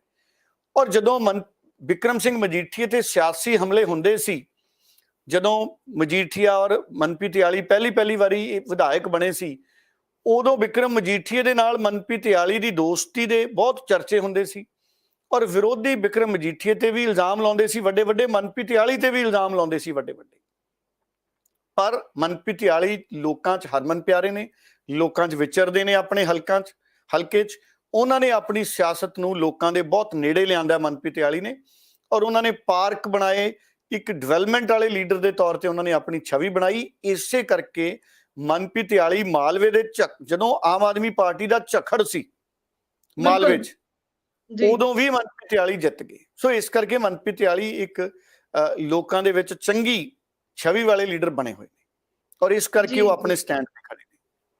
ਜੀ ਬਿਲਕੁਲ ਸਹੀ ਕਿਹਾ ਤੁਸੀਂ। ਤੇ ਅੱਗੋਂ ਅਗਰ ਅਸੀਂ ਗੱਲ ਕਰੀਏ ਪੰਜਾਬ ਦੇ ਮੁੱਖ ਮੰਤਰੀ ਭਗਵੰਤ ਮਾਨ ਦੇ ਦਿੱਲੀ ਦੌਰੇ ਦੀ ਗੱਲ ਕਰ ਲਈਏ ਕਿ ਨੀਤੀ ਆਯੋਗ ਦੀ ਮੀਟਿੰਗ ਵਿੱਚ ਗਏ ਸੀ, ਹਿੱਸਾ ਬਣੇ ਸੀ, ਤੇ ਉੱਥੇ ਉਹਨਾਂ ਨੇ ਜੋ ਹੈ ਉਸ ਮੀਟਿੰਗ ਦੇ ਆਪਾਂ ਜ਼ਰੂਰ ਜਾਣਨਾ ਚਾਹਾਂਗੇ ਕੀ ਮਤਲਬ ਨਿਕਲਦੇ ਨੇ, ਕਿਉਂਕਿ ਉਹਨਾਂ ਨੇ PM ਮੋਦੀ ਦੇ ਸਾਹਮਣੇ ਕਈ ਸੁਝਾਅ ਵੀ ਰੱਖੇ, ਚਾਹੇ MSP ਨੂੰ ਲੈ ਕੇ ਗੱਲ ਕਰ ਲਈਏ, ਕਿਸਾਨਾਂ ਦੀਆਂ ਕਈ ਮੁਸ਼ਕਲਾਂ ਨੂੰ ਹੱਲ ਕਰਨ ਦੇ ਲਈ ਉਹਨਾਂ ਨੇ ਸੁਝਾਅ ਜੋ ਲਿਖਤੀ ਰੂਪ ਦੇ ਵਿੱਚ PM ਮੋਦੀ ਨੂੰ ਸੌਂਪੇ ਨੇ। ਸੋ ਕੀ ਮਤਲਬ ਕੱਢਦੇ ਹੋ, ਕੀ ਕੁਝ ਨਿਕਲਦਾ ਦਿਖਦਾ ਇਸ ਮੀਟਿੰਗ ਵਿੱਚੋਂ? ਦੇਖੋ, ਕਿਤੇ ਨਾ ਕਿਤੇ ਭਗਵੰਤ ਮਾਨ ਨਰਿੰਦਰ ਮੋਦੀ ਦੀਆਂ ਨੀਤੀਆਂ ਤੇ ਚੱਲਦੇ ਨਜ਼ਰ ਆਉਂਦੇ ਨੇ, ਪਦ ਚਿੰਨ੍ਹਾਂ ਤੇ। ਜਿਵੇਂ ਆਪਾਂ ਕਹਿੰਦੇ ਆ ਨਾ, ਨਰਿੰਦਰ ਮੋਦੀ ਵੀ ਖੂਬ ਨਿੰਦਦੇ ਨੇ ਜਵਾਹਰ ਲਾਲ ਨਹਿਰੂ ਨੂੰ, ਇੰਦਰਾ ਗਾਂਧੀ ਨੂੰ, ਸੋਨੀਆ ਗਾਂਧੀ ਨੂੰ। ਚਲੋ ਰਾਹੁਲ ਗਾਂਧੀ ਤੇ ਪ੍ਰਿੰਕਾ ਗਾਂਧੀ ਨੂੰ ਨਿੰਦਣ ਤਾਂ ਨਿੰਦਣ, ਕਿਉਂਕਿ ਉਹ ਤਾਂ ਕਦੀ ਪ੍ਰਧਾਨ ਮੰਤਰੀ ਵੀ ਨਹੀਂ ਰਹੇ ਦੋਨੇ। ਭਗਵੰਤ ਮਾਨ ਵੀ ਨਿੰਦਦੇ ਨੇ, ਹੁਣ ਕੈਪਟਨ ਅਮਰਿੰਦਰ ਨੂੰ ਬਹੁਤ ਨਿੰਦਦੇ ਨੇ। ਕੱਲ ਪਰਸੋਂ ਚਰਨਜੀਤ ਚੰਨੀ ਨੂੰ ਵੀ ਬੜਾ ਨਿੰਦਿਆ ਭਗਵੰਤ ਮਾਨ ਨੇ, ਕਹਿੰਦੇ ਹੁਣ ਬੱਕਰੀਆਂ ਚੋਣ ਵਾਲੇ ਕਿੱਥੇ ਗਏ, ਜਿਹੜੇ ਕਹਿੰਦੇ ਸੀ ਮੈਂ ਮੰਜੇ ਬੋਲ ਲੈਣਾ, ਇਸ ਤਰੀਕੇ ਦੀ ਮਤਲਬ ਕਾਮੇਡੀ ਕੀਤੀ ਚਰਨਜੀਤ ਚੰਨੀ ਤੇ ਭਗਵੰਤ ਮਾਨ ਨੇ। ਪਰ ਭਗਵੰਤ ਮਾਨ ਨੇ ਜਿੱਦਣ ਬਿਜਲੀ ਦਾ ਬਿੱਲ ਦੇਖ ਲਿਆ, ਦੇਖਿਆ ਹੋਣਾ ਕਿ ਉਸ ਦਿਨ ਭਗਵੰਤ ਮਾਨ ਨੂੰ ਅਹਿਸਾਸ ਹੋ ਜਾਂਦਾ ਹੋਣਾ ਵੀ ਆ ਜਿਹੜੀ ਹੇਠਾਂ ਲਾਈਨ ਆਉਂਦੀ ਹੈ 3 ਰੁਪਏ ਸਬਸਿਡੀ ਵਾਲੀ, ਇਹ ਮਸਲਾ ਚਰਨਜੀਤ ਚੰਨੀ ਨੇ ਹੱਲ ਕੀਤਾ ਸੀ। ਇਹ ਬੱਚਾ ਪੰਜਾਬ ਦਾ ਜਾਣਦਾ ਭਗਵੰਤ ਮਾਨ ਜੀ। ਚਲੋ ਹੁਣ ਭਗਵੰਤ ਮਾਨ ਸਾਹਿਬ ਮੁੱਖ ਮੰਤਰੀ ਬਣੇ ਨੇ, ਉਹ ਆਪਣੇ ਆਪ ਨੂੰ ਇਸ ਪੋਜੀਸ਼ਨ 'ਚ ਮੰਨਦੇ ਨੇ ਕਿ ਮੈਂ ਚਰਨਜੀਤ ਚੰਨੀ ਦਾ ਵੀ ਸਿਆਸੀ ਮਜ਼ਾਕ ਉਡਾਵਾਂ।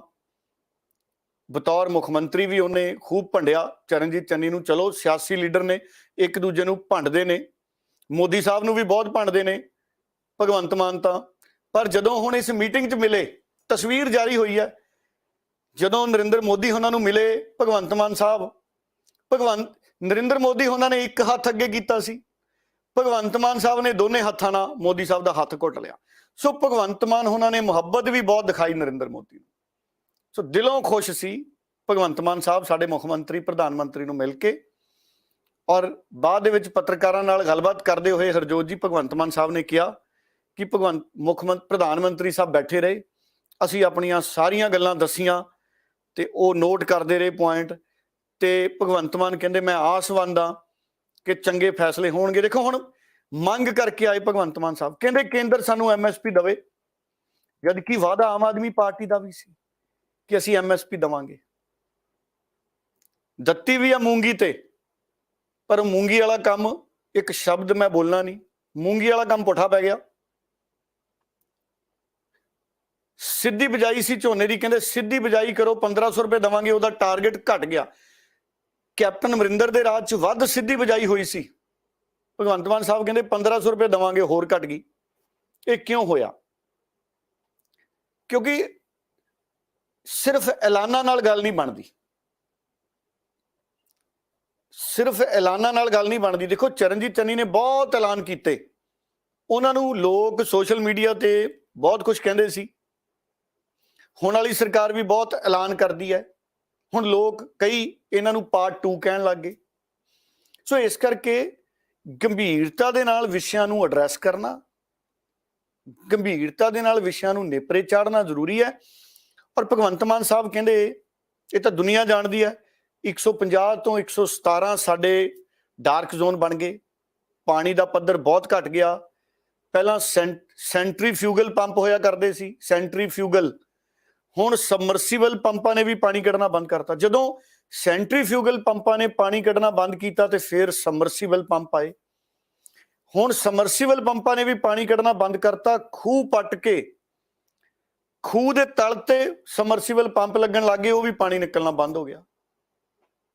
ਪਹਿਲਾਂ ਮੋਟਰ ਖੂਹ ਦੇ ਬਾਹਰ ਲੱਗਦੀ ਸੀ ਹਰਜੋਤ ਜੀ, ਖੂਹ ਚੋਂ ਪਾਣੀ ਆ ਜਾਂਦਾ ਸੀ, ਫਿਰ ਮੋਟਰ ਖੂਹ ਦੇ ਤਲ ਤੇ ਚੱਲ ਗਈ, ਫਿਰ ਸਬਮਰਸੀਬਲ ਪੰਪ ਉੱਥੇ ਚੱਲ ਗਿਆ, ਖੂਹ ਹੋਰ ਹੇਠਾਂ ਜਾਣ ਲੱਗ ਗਏ। ਹੁਣ ਜਵਾਬ ਦੇ ਗਏ ਕਈ ਜਗ੍ਹਾ ਤੇ ਸਮਰਸੀਬਲ ਪੰਪ ਵੀ। ਔਰ ਆਉਂਦੇ ਸਮੇਂ 'ਚ ਅਗਰ ਵੱਡੀ ਗਿਣਤੀ 'ਚ ਸਮਰਸੀਬਲ ਪੰਪਾਂ ਨਾਲ ਵੀ ਪਾਣੀ ਨਿਕਲਣਾ ਬੰਦ ਹੋ ਗਿਆ ਤੇ ਮੰਨ ਕੇ ਚੱਲੋ ਅਸੀਂ ਬੰਜਰ ਹੋਣੇ ਸ਼ੁਰੂ ਹੋ ਗਏ। ਉਹਨਾਂ ਨੇ ਮੰਗ ਕੀਤੀ ਭਗਵੰਤ ਮਾਨ ਸਾਹਿਬ ਨੇ ਕਿ ਸਾਨੂੰ MSP ਦਿਓ, MSP ਦਾ ਕਾਨੂੰਨ ਬਣਾਓ। ਇਹ ਸਾਰੀਆਂ ਮੰਗਾਂ ਉਹਨਾਂ ਨੇ ਕੀਤੀਆਂ। ਕੁਝ ਦਿਨ ਪਹਿਲਾਂ ਰਾਘਵ ਚੱਡਾ ਜੀ ਗਏ ਸੀ, ਬੀਬੀ ਨਿਰਮਲਾ ਸੀਤਾਰਮਨ ਨੂੰ ਮਿਲੇ, ਕਹਿੰਦੇ ਜੀ ਸਾਨੂੰ ਪੈਕੇਜ ਦਿਓ ਪੰਜਾਬ ਨੂੰ। ਇਹ ਮੰਗਾਂ ਨਵੀਆਂ ਨਹੀਂ ਹੈ ਜਿਹੜੀਆਂ ਭਗਵੰਤ ਮਾਨ ਜੀ ਨੇ ਕੀਤੀਆਂ, ਰਾਘਵ ਚੱਡਾ ਜੀ ਨੇ ਕੀਤੀਆਂ, ਇਹ ਬਹੁਤ ਸਮੇਂ ਤੋਂ ਹੁੰਦੀਆਂ ਰਹੀਆਂ ਨੇ। 20 ਸਾਲਾਂ ਤੋਂ ਮੈਂ ਇਹਨਾਂ ਮੰਗਾਂ ਨੂੰ ਆਪਣੀਆਂ ਖਬਰਾਂ 'ਚ, ਆਪਣੇ ਐਨਾਲਿਸਿਸ ਦੇ ਵਿੱਚ ਪੇਸ਼ ਕਰੀ ਜਾਂਦਾ, ਕਿਉਂਕਿ ਇਹ ਸਮੇਂ-ਸਮੇਂ ਦੇ ਲੀਡਰਾਂ ਨੇ ਕੀਤੀਆਂ ਨੇ ਮੰਗਾਂ। ਕੈਪਟਨ ਅਮਰਿੰਦਰ ਨੇ ਵੀ ਇਹ ਮੰਗ ਕੀਤੀ ਹੈ, ਉਸ ਤੋਂ ਪਹਿਲਾਂ ਪ੍ਰਕਾਸ਼ ਸਿੰਘ ਬਾਦਲ ਨੇ ਬਹੁਤ ਵਾਰ ਕੀਤੀ ਹੈ, ਪੰਜਾਬ ਦੇ BJP ਦੇ ਲੀਡਰਾਂ ਨੇ ਵੀ ਇਹ ਸਾਰੀਆਂ ਮੰਗਾਂ ਕੀਤੀਆਂ ਜਦੋਂ ਮਨਮੋਹਨ ਸਿੰਘ ਪ੍ਰਧਾਨ ਮੰਤਰੀ ਸੀ, ਜਾਂ ਜਦੋਂ ਮਨਮੋਹਨ ਸਿੰਘ ਤੋਂ ਪਹਿਲਾਂ ਇੰਦਰ ਕੁਮਾਰ ਗੁਜਰਾਲ ਉਹਨਾਂ ਦੀ ਸਰਕਾਰ ਸੀ, ਜਾਂ ਪ੍ਰਧਾਨ ਮੰਤਰੀ ਸਾਡੇ ਦੇਵੇ ਗੌੜਾ ਸੀ। ਇਹ ਮੰਗਾਂ ਹੁੰਦੀਆਂ ਰਹੀਆਂ ਨੇ। ਕਈ ਵਾਰੀ ਆਮ ਆਦਮੀ ਪਾਰਟੀ ਦੇ ਲੀਡਰਾਂ ਨੂੰ ਲੱਗਦਾ ਹੈ ਵੀ ਇਹ ਸਾਡੇ ਤੋਂ ਪਹਿਲਾਂ ਕਿਸੇ ਨੇ ਮੰਗ ਹੀ ਨਹੀਂ ਕੀਤੀ। ਜਿਵੇਂ ਹੁਣ ਭਗਵੰਤ ਮਾਨ ਸਾਹਿਬ ਕਹਿੰਦੇ ਵੀ ਪਿਛਲੇ ਸਾਡੇ ਨੀਤੀ ਆਯੋਗ 'ਚ ਆਏ ਨਹੀਂ, ਮੈਂ ਆ ਗਿਆ, 3 ਸਾਲ ਤੋਂ ਕੋਈ ਆਇਆ ਹੀ ਨਹੀਂ। ਹੁਣ ਉਹ ਚਰਨਜੀਤ ਚੰਨੀ ਦਾ ਨਾਮ ਵੀ ਲੈ ਗਏ। ਰਾਜਾ ਵੜਿੰਗ ਨੇ ਟਵੀਟ ਕਰਤਾ। ਰਾਜਾ ਵੜਿੰਗ ਕਹਿੰਦੇ ਭਗਵੰਤ ਮਾਨ ਸਾਹਿਬ ਆਪਣੇ ਅਫਸਰਾਂ ਤੋਂ ਪੁੱਛੋ, ਚਰਨਜੀਤ ਚੰਨੀ ਉਹਨਾਂ ਦੇ ਵੇਲੇ ਤਾਂ ਨੀਤੀ ਆਯੋਗ ਦੀ ਬੈਠਕ ਹੀ ਨਹੀਂ ਹੋਈ, ਤੇ ਚਰਨਜੀਤ ਚੰਨੀ ਉੱਥੇ ਕਿਉਂ ਜਾਣਗੇ ਜਦੋਂ ਬੈਠਕ ਹੀ ਨਹੀਂ ਨੀਤੀ ਆਯੋਗ ਦੀ। ਸੋ ਇਹਦਾ ਮਤਲਬ ਹੈ ਜਾਂ ਤਾਂ ਅਫਸਰਾਂ ਨੇ ਗਲਤ ਦੱਸਤਾ ਭਗਵੰਤ ਮਾਨ ਨੂੰ, ਜਾਂ ਭਗਵੰਤ ਮਾਨ ਸਾਹਿਬ ਦੀ ਜ਼ੁਬਾਨ ਫਿਸਲ ਗਈ। ਚਰਨਜੀਤ ਚੰਨੀ ਉਹਨਾਂ ਦੇ ਸਮੇਂ ਤਾਂ ਨੀਤੀ ਆਯੋਗ ਦੀ ਬੈਠਕ ਹੀ ਨਹੀਂ ਹੋਈ। ਸੋ ਇਸ ਕਰਕੇ ਦੇਖੋ, ਇਹ ਮੀਟਿੰਗਾਂ ਹੁੰਦੀਆਂ ਨੇ, ਇਹ 'ਚ ਤਿਆਰੀ ਕਰਕੇ ਜਾਂਦੇ ਨੇ ਮੁੱਖ ਮੰਤਰੀ, ਔਰ ਜਾਣਾ ਚਾਹੀਦਾ ਹੈ। ਪੰਜਾਬ ਦੇ ਮਸਲੇ ਰੱਖਣੇ ਚਾਹੀਦੇ ਨੇ। ਭਗਵੰਤ ਮਾਨ ਦਾ ਵੀ ਧੰਨਵਾਦ, ਉਹਨਾਂ ਦੀ ਡਿਊਟੀ ਹੈ ਨੀਤੀ ਆਯੋਗ ਦੇ ਵਿੱਚ ਆਪਣੀ ਗੱਲ ਰੱਖਣੀ। ਪਰ ਜਿਹੜੀਆਂ ਕੇਂਦਰ ਦੀਆਂ ਨੀਤੀਆਂ ਨੇ ਉਹਨਾਂ 'ਚ ਪੰਜਾਬ ਸਰਕਾਰ ਦਾ ਪੈਸਾ ਪਵੇ, ਪੰਜਾਬ ਸਰਕਾਰ ਦੀ ਵੀ ਜ਼ਿੰਮੇਵਾਰੀ ਹੈ। ਆਯੁਸ਼ਮਾਨ ਯੋਜਨਾ 'ਚ ਗਰੀਬਾਂ ਦਾ ਇਲਾਜ ਰੁਕਿਆ ਪਿਆ ਪੰਜਾਬ 'ਚ। ਭਗਵੰਤ ਮਾਨ ਸਾਹਿਬ ਕਹਿੰਦੇ ਕਿ ਅਸੀਂ ਇਹੋ ਜਿਹੇ ਮੁਹੱਲਾ ਕਲੀਨਿਕ ਬਣਾ ਦੇਣੇ ਵੀ 1 ਸਾਲ ਬਾਅਦ ਆਯੁਸ਼ਮਾਨ ਦੀ ਲੋੜ ਹੀ ਨਹੀਂ ਪੈਣੀ। ਦੱਸੋ ਜੀ, ਇਹ ਕਿੰਨਾ ਇਹ ਜਿਹੜਾ ਬਿਆਨ ਹੈ ਭਗਵੰਤ ਮਾਨ ਸਾਹਿਬ ਦਾ, ਇਹ ਦਿਲ ਤੋੜਨ ਵਾਲਾ ਬਿਆਨ ਹੈ। ਲੱਖਾਂ ਰੁਪਏ ਦਾ ਲੋਕਾਂ ਦਾ ਇਲਾਜ ਫ੍ਰੀ ਹੋ ਰਿਹਾ ਆਯੁਸ਼ਮਾਨ ਕਾਰਡ ਦੇ ਜ਼ਰੀਏ। ਭਗਵੰਤ ਮਾਨ ਸਾਹਿਬ 5 ਲੱਖ ਤੱਕ ਰੁਪਏ ਦਾ ਇਲਾਜ ਹਰ ਸਾਲ ਦਾ, ਇਹ ਨਹੀਂ ਵੀ ਇੱਕੋ ਵਾਰੀ ਹੋਣਾ, ਹਰ ਸਾਲ ਦਾ। ਤੇ ਜੇ ਪੰਜਾਬ ਸਰਕਾਰ ਇਹ ਕਹੂਗੀ ਨਾ ਵੀ ਅਸੀਂ ਹਰ ਸਾਲ 5 ਲੱਖ ਤੱਕ ਦਾ ਇਲਾਜ ਫ੍ਰੀ ਦੇ ਦਾਂਗੇ, ਭੰਗੜੇ ਪੈਣਗੇ ਪੰਜਾਬ 'ਚ। ਹਰਜੋਤ ਜੀ, ਭੰਗੜੇ। ਭਗਵੰਤ ਮਾਨ ਸਾਹਿਬ ਹੌਲੀ ਹੌਲੀ ਜਿਹੜੀ ਕਹਿੰਦੇ ਨੇ ਹੌਲੀ ਹੌਲੀ, ਕਿਉਂਕਿ ਜਦੋਂ ਅਸੀਂ ਕਈ ਵਾਰੀ ਕੁਸ਼ਤੀ ਨਹੀਂ ਨਾ ਕਰਦੇ ਹੁੰਦੇ, ਅਸੀਂ ਟੈਲੀਵਿਜ਼ਨ 'ਚ ਬੈਠੇ ਹੁੰਦੇ ਆ ਤੇ ਅਸੀਂ ਦੇਖਦੇ ਹਾਂ ਵੀ ਲਓ ਵੀ ਧੋਨੀ ਤੋਂ ਛੱਕਾ ਨਹੀਂ ਵੱਜ ਰਿਹਾ, ਤੇ ਅਸੀਂ ਸੋਫੇ ਤੋਂ ਉੱਠ ਜਾਂਦੇ ਹਾਂ, ਵੀ ਅਸੀਂ ਸਮਝਾਉਣ ਲੱਗ ਜਾਂਦੇ ਹਾਂ ਧੋਨੀ ਨੂੰ ਵੀ ਧੋਨੀ ਸਾਹਿਬ ਏਦਾਂ ਮਾਰੋ, ਇਸ ਤਰ੍ਹਾਂ ਮਾਰੋ। ਤੇ ਜੇ ਉਹਨਾਂ ਤੋਂ ਨਹੀਂ ਛੱਕਾ ਵੱਜਦਾ ਤੇ ਅਸੀਂ ਆਪਣਾ ਮੱਥਾ ਫੜ ਲੈਂਦੇ ਹਾਂ। ਸਾਨੂੰ ਐਂ ਲੱਗਦਾ ਵੀ ਧੋਨੀ ਨੂੰ ਪਤਾ ਹੀ ਕੁਛ ਨਹੀਂ, ਵੀ ਸਾਨੂੰ ਹੀ ਪਤਾ ਕ੍ਰਿਕਟ। ਐਂ ਕਈ ਵਾਰੀ ਗੋਲ ਨਹੀਂ ਹੁੰਦਾ ਸਾਡੇ ਫਾਰਵਰਡ ਪਲੇਅਰਾਂ ਤੋਂ, ਤੇ ਸਾਨੂੰ ਲੱਗਦਾ ਵੀ ਇਹਨੂੰ ਹਾਕੀ ਨਹੀਂ ਖੇਡਣੀ ਆਉਂਦੀ, ਮੈਨੂੰ ਫੜਾ ਯਾਰ ਹਾਕੀ। ਭੀੜ 'ਚ ਕਈ ਐਂ ਕਹਿਣ ਲੱਗ ਜਾਂਦੇ। ਤੇ ਜਦੋਂ ਸਾਡੇ ਵਰਗਾ ਧੋਨੀ ਦੀ ਥਾਂ ਤੇ ਖੜ ਜੇ ਤੇ ਸਾਡੀਆਂ ਲੱਤਾਂ ਨੇ ਭਾਰ ਨਹੀਂ ਚੱਕਣਾ, ਕਿਉਂਕਿ ਬਹੁਤ ਲੰਮਾ ਤਜਰਬਾ ਹੈ ਧੋਨੀ ਦਾ ਵੀ ਤੇ ਹਾਕੀ ਵਾਲਿਆਂ ਦਾ ਵੀ। ਆ ਦੇਖੋ, ਸਾਡੀਆਂ ਕੁੜੀਆਂ ਦੀ ਟੀਮ ਨੇ ਵੀ ਜਿੱਤ ਲਿਆ ਬ੍ਰੌਂਜ਼ ਮੈਡਲ, ਤੇ ਮੈਨੂੰ ਲੱਗਦਾ ਫਾਈਨਲ ਵੀ ਜਿੱਤ ਜਾਣਗੀਆਂ। ਸੋ ਇਸ ਕਰਕੇ ਅੰਡਰ ਐਸਟੀਮੇਟ ਨਹੀਂ ਕੀਤਾ ਜਾਣਾ ਚਾਹੀਦਾ। ਆਯੁਸ਼ਮਾਨ ਯੋਜਨਾ ਬਹੁਤ ਚੰਗੀ ਯੋਜਨਾ ਹੈ, ਪੂਰੇ ਦੇਸ਼ 'ਚ ਲਾਗੂ ਹੈ। ਭਗਵੰਤ ਮਾਨ ਸਾਹਿਬ, ਜਦੋਂ ਤੁਸੀਂ ਡਿਲੀਵਰ ਕਰ ਦੋਗੇ ਨਾ ਆਮ ਆਦਮੀ ਪਾਰਟੀ ਵਾਲੀ ਯੋਜਨਾ, ਫਿਰ ਬੰਦ ਕਰ ਦਿਓ ਆਯੁਸ਼ਮਾਨ ਯੋਜਨਾ ਨੂੰ। ਨਾਲੇ ਬੰਦ ਵੀ ਕਿਉਂ ਕਰਨੀ ਹੈ ਜੀ? ਮੁਹੱਲਾ ਕਲੀਨਿਕ, ਛੋਟੇ ਛੋਟੇ ਕਮਰੇ ਨੇ ਹਰਜੋਤ ਜੀ। ਅੱਜ ਮੈਂ ਵੀ ਇੱਕ ਮੁਹੱਲਾ ਕਲੀਨਿਕ ਦੇਖ ਕੇ ਆਇਆ, ਮੈਂ ਆਉਂਦੇ ਦਿਨਾਂ 'ਚ ਰਿਪੋਰਟ ਕਰੂੰਗਾ। ਛੋਟਾ ਜਿਹਾ ਕਮਰਾ, ਤੂੜੀ ਵਾਲੇ ਕਮਰੇ ਵੱਡੇ ਹੁੰਦੇ ਨੇ ਉਹਦੇ ਤੋਂ। ਉਹ ਕੰਪਿਊਟਰ ਵਾਲੀ ਬਣਿਆ ਸੀ ਮੁਹੱਲਾ ਕਲੀਨਿਕ। ਉਹ 'ਚ ਕਿੱਥੇ ਬੈੱਡ ਲੱਗ ਜਾਣਗੇ, ਕਿੱਥੇ ਸਰਜਰੀਆਂ ਹੋ ਜਾਣਗੀਆਂ, ਮੈਂ ਤਾਂ ਹੈਰਾਨ ਆ। ਮੈਨੂੰ ਲੱਗਦਾ ਭਗਵੰਤ ਮਾਨ ਸਾਹਿਬ ਜਦੋਂ ਦਿੱਲੀੋਂ ਆਉਣਗੇ ਆਪਣਾ ਬਿਆਨ ਵਾਪਸ ਲੈ ਲੈਣਗੇ ਕਿ ਬਿਲਕੁਲ ਨਹੀਂ ਕਹਿਣਾ ਚਾਹੀਦਾ ਕਿ ਆਯੁਸ਼ਮਾਨ ਯੋਜਨਾ ਦੀ ਲੋੜ ਹੀ ਨਹੀਂ ਪੈਣੀ, ਬਲਕਿ ਤੁਸੀਂ ਪੈਸੇ ਪਾਓ। ਪੰਜਾਬ ਦਾ ਜਿਹੜਾ ਹਿੱਸਾ ਬਣਦਾ ਪੈਸੇ ਪਾਓ। ਅਗਰ ਆਮ ਆਦਮੀ ਪਾਰਟੀ ਨੂੰ ਲੱਗਦਾ ਕਿ ਪੈਸੇ ਦੀ ਕਮੀ ਹੈ ਤੇ ਇਹਦੇ ਲਈ ਇੱਕ ਚੰਦਾ ਸ਼ੁਰੂ ਕਰੋ, ਤੇ ਸਾਰੇ ਪੰਜਾਬ ਦੇ ਲੋਕਾਂ ਨੇ ਦਿਲ ਖੋਲ ਕੇ ਉਹਦੇ 'ਚ ਪੈਸੇ ਪਾ ਦੇਣੇ ਆ ਤਾਂ ਕਿ ਇਹ ਯੋਜਨਾ ਬੰਦ ਨਾ ਹੋਵੇ। 5 ਲੱਖ ਰੁਪਏ ਦਾ ਸਾਡੇ ਪੱਤਰਕਾਰ ਭਾਈਚਾਰੇ ਦੇ ਬਹੁਤ ਸਾਰੇ ਸਾਡੇ ਸਾਥੀ ਨੇ ਜਿਨ੍ਹਾਂ ਦੇ ਪਰਿਵਾਰਾਂ 'ਚ ਦੇਰ ਸਵੇਰ ਲੋੜ ਪੈ ਜੇ ਤੇ ਆਯੁਸ਼ਮਾਨ ਯੋਜਨਾ ਦਾ ਜਿਹੜਾ ਕਾਰਡ ਬਣਦਾ ਉਹਦੇ 'ਚ ਇਲਾਜ ਹੁੰਦਾ 5 ਲੱਖ। ਕੋਈ ਦੁਨੀਆ ਤੋਂ ਚਲਿਆ ਜਾਵੇ 5 ਲੱਖ ਦਾ ਬੀਮਾ। ਇਸ ਕਰਕੇ ਪਹਿਲਾਂ ਆਮ ਆਦਮੀ ਪਾਰਟੀ ਵਾਲੇ ਭਗਵੰਤ ਮਾਨ ਸਾਹਿਬ, ਤੁਸੀਂ ਕੋਈ ਇਹੋ ਜਿਹੀ ਆਪਣੀ ਯੋਜਨਾ ਲੈ ਕੇ ਆਓ, ਫਿਰ ਇਹਨੂੰ ਬੰਦ ਕਰਿਓ। ਐਵੇਂ ਦਿਲ ਨਾ ਤੋੜੋ। ਤੁਹਾਡੇ ਤੋਂ ਬੜੀਆਂ ਆਸਾਂ ਨੇ, ਤੁਹਾਡੇ ਤੋਂ ਬਹੁਤ ਆਸਾਂ ਨੇ, ਤੁਹਾਡੇ ਤੋਂ ਇੰਨੀਆਂ ਉਮੀਦਾਂ ਨੇ, ਪੁੱਛੋ ਹੀ ਨਾ। ਇਸ ਕਰਕੇ ਉਮੀਦ ਕਰਦੇ ਹਾਂ ਵੀ ਤੁਸੀਂ ਇਹ ਬਿਆਨ ਵਾਪਸ ਲਾਓਗੇ ਤੇ ਸਾਰਿਆਂ ਨੂੰ ਸੁੱਖ ਦਾ ਸਾਹ ਆਊਗਾ। ਲੋਕ ਡਰੇ ਪਏ ਨੇ, ਜਿਨ੍ਹਾਂ ਕੋਲੇ ਕਾਰਡ ਹੈ ਨਾ ਜੀ, ਆਯੁਸ਼ਮਾਨ ਕਾਰਡ, ਉਹ ਡਰੇ ਪਏ ਨੇ ਹਰਜੋਤ ਜੀ ਵੀ ਕਿਤੇ ਇਹ ਕਾਰਡ ਬੰਦ ਨਾ ਕਰ ਦੇ ਪੰਜਾਬ ਸਰਕਾਰ। ਬਿਲਕੁਲ। ਛੋਟਾ ਜਿਹਾ ਅਪਡੇਟ ਮੈਂ ਇਸ ਗੱਲ ਤੇ ਵੀ ਲੈਣਾ ਚਾਹੁੰਦੀ, ਕਿਉਂਕਿ ਇੱਕ ਪਾਸੇ ਗੱਲ ਕਰ ਰਹੇ ਹਾਂ ਕਿ ਦਿੱਲੀ ਦੇ ਵਿੱਚ ਜੋ ਨੀਤੀ ਆਯੋਗ ਦੀ ਮੀਟਿੰਗ ਹੋਈ, ਸਾਡੇ ਮੁੱਖ ਮੰਤਰੀ ਨੇ ਕੀ ਸੁਝਾਅ ਦਿੱਤੇ ਨੇ, ਪਰ ਨਾਲ ਦੀ ਨਾਲ ਆਖਿਰ ਕਿਉਂ ਜ਼ਰੂਰਤ ਪੈ ਗਈ ਸ਼੍ਰੋਮਣੀ ਅਕਾਲੀ ਦਲ ਦੇ ਪ੍ਰਧਾਨ ਸੁਖਬੀਰ ਬਾਦਲ ਨੂੰ ਕਿ ਉਹਨਾਂ ਨੇ ਵੀ ਪੀਐਮ ਮੋਦੀ ਨੂੰ ਮੰਗ ਪੱਤਰ ਲਿਖ ਦਿੱਤਾ ਕਿ ਬਿਜਲੀ ਸੋਧ ਬਿੱਲ 2022 ਜਿਹੜਾ ਇਸ ਨੂੰ ਬੰਦ ਕਰ ਦਿੱਤਾ ਜਾਵੇ। ਸੋ ਇਸ ਨੂੰ ਬੰਦ ਕਰਨ ਲਈ ਵਾਪਸ ਲੈਣ ਦੀ ਬੇਨਤੀ ਕਿਉਂ ਕਰਨੀ ਪੈ ਗਈ ਸੁਖਬੀਰ ਬਾਦਲ ਨੂੰ? ਦੇਖੋ, ਇਹ ਕਿਸਾਨ ਯੂਨੀਅਨਾਂ ਦੀ ਵੀ ਮੰਗ ਹੈ ਹਰਜੋਤ ਜੀ। ਸਾਡੇ ਕਿਸਾਨ ਸੰਗਠਨ ਚਾਹੁੰਦੇ ਨੇ ਕਿ ਜਿਹੜਾ ਬਿਜਲੀ ਸੋਧ ਬਿੱਲ 22 ਹੈ ਉਹਨੂੰ ਵਾਪਸ ਲਿਆ ਜਾਵੇ, ਉਹਨੂੰ ਪਾਸ ਨਾ ਕੀਤਾ ਜਾਵੇ ਪਾਰਲੀਮੈਂਟ 'ਚ, ਉਹਨੂੰ ਕਾਨੂੰਨ ਨਾ ਬਣਾਇਆ ਜਾਵੇ ਬਿਜਲੀ ਸੋਧ ਬਿੱਲ। ਉਹਦੇ ਨਾਲ ਇਸ ਤਰੀਕੇ ਦੇ ਖਦਸ਼ੇ ਨੇ ਹਰਜੋਤ ਜੀ ਕਿ ਅਗਰ ਬਿਜਲੀ ਸੋਧ ਬਿੱਲ ਪਾਰਲੀਮੈਂਟ 'ਚ ਕਾਨੂੰਨ ਬਣ ਗਿਆ ਦੇਸ਼ 'ਚ, ਤੇ ਫਿਰ ਸੂਬੇ ਸਰਕਾਰਾਂ ਲਈ ਜਿਹੜੀਆਂ ਕਿਸਾਨਾਂ ਨੂੰ ਮੁਫਤ ਬਿਜਲੀ ਦੀਆਂ ਸਹੂਲਤਾਂ ਨੇ ਉਹ ਦੇਣ 'ਚ ਔਖਿਆਈ ਹੋਊਗੀ। ਔਰ ਪੰਜਾਬ ਵਰਗਾ ਸੂਬਾ ਜੀ 'ਚ ਸਾਡੀ ਕਿਸਾਨੀ ਦਾ ਲੱਕ ਟੁੱਟਿਆ ਪਿਆ। ਭਗਵੰਤ ਮਾਨ ਸਾਹਿਬ ਸਮੇਂ ਸਿਰ ਮੂੰਗੀ ਨੂੰ MSP ਨਹੀਂ ਦੇ ਸਕੇ, ਕਿਸਾਨਾਂ ਨੂੰ 1500 ਰੁਪਇਆ ਨਹੀਂ ਮਿਲਿਆ, ਜਿਨ੍ਹਾਂ ਨੇ ਸਿੱਧੀ ਬਿਜਾਈ ਕੀਤੀ ਹੈ ਪਤਾ ਨਹੀਂ ਕਦੋਂ ਮਿਲੂਗਾ। ਕਿਸਾਨਾਂ ਨੇ ਅੰਦੋਲਨ ਕੀਤਾ, ਜਿਹੜੇ ਸ਼ਹੀਦ ਹੋਏ ਅੰਦੋਲਨ 'ਚ, ਹੁਣ ਉਹਨਾਂ ਨੂੰ 5-5 ਲੱਖ ਰੁਪਇਆ ਜਾਰੀ ਹੋਇਆ, ਧੰਨਵਾਦ ਹੈ ਉਹਦੇ ਲਈ ਆਪਣੇ ਭਗਵੰਤ ਮਾਨ ਸਾਹਿਬ ਦਾ। ਸੋ ਅਗਰ ਕਿਸਾਨਾਂ ਨੂੰ ਮੁਫਤ ਬਿਜਲੀ ਤੇ ਕੋਈ ਸੰਕਟ ਆਉਂਦਾ ਤੇ ਬਹੁਤ ਵੱਡੀ ਗੰਭੀਰ ਚਿੰਤਾ ਦਾ ਵਿਸ਼ਾ ਬਣ ਜਾਊਗਾ।